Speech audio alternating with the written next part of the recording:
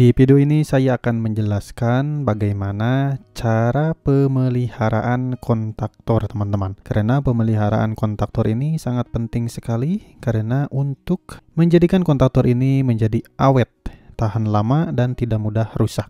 Jadi saya akan jelaskan secara detail ya. Jadi di sini kontaktor itu adalah komponen listrik yang berfungsi untuk mengendalikan aliran listrik ya. Jadi kontak-kontak di dalamnya itu dapat mengalami aus atau terkikis sehingga memerlukan perawatan yang baik agar dapat berfungsi dengan optimal. Nah, karena si kontaktor ini sering dipakai, maka lama-kelamaan akan menjadi aus, terkikis atau ada karat di dalamnya, teman-teman. Maka dari itu, kita harus selalu memelihara si kontaktor ini. Nah, di sini saya akan jelaskan bagaimana perawatan kontaktor itu. Jadi perawatan kontaktor itu dapat dilakukan dengan membersihkan atau mengganti kontak-kontak yang rusak secara rutin teman-teman, agar menghindari terjadinya kerusakan yang lebih serius. Nah, maka dari itu pentingnya pemeliharaan itu kayak gitu.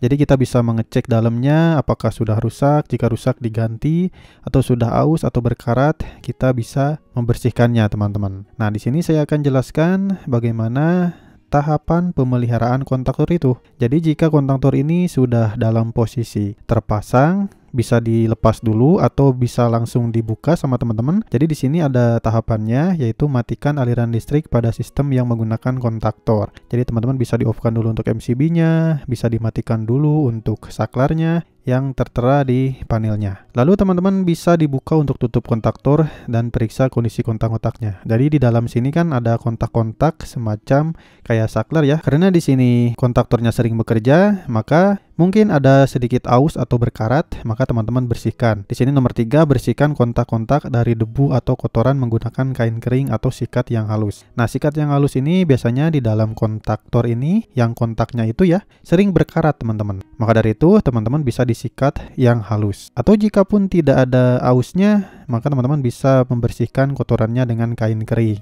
Dan nomor 4 di sini periksa kondisi bantalan dan lengan penggerak pada kontaktor jika diperlukan. Bersihkan atau ganti komponen yang rusak. Nah, jika si kontak-kontaknya ini terdapat kerusakan, contohnya di dalamnya ada sedikit patah si kontaknya itu ya, teman-teman langsung ganti saja dengan yang baru atau dengan yang serupa ya, agar nanti ketika dijalankan kembali berfungsi dengan baik kembali teman-teman. Nah, setelah semuanya dilakukan, maka pasang kembali tutup kontaktor dan nyalakan aliran listrik kembali.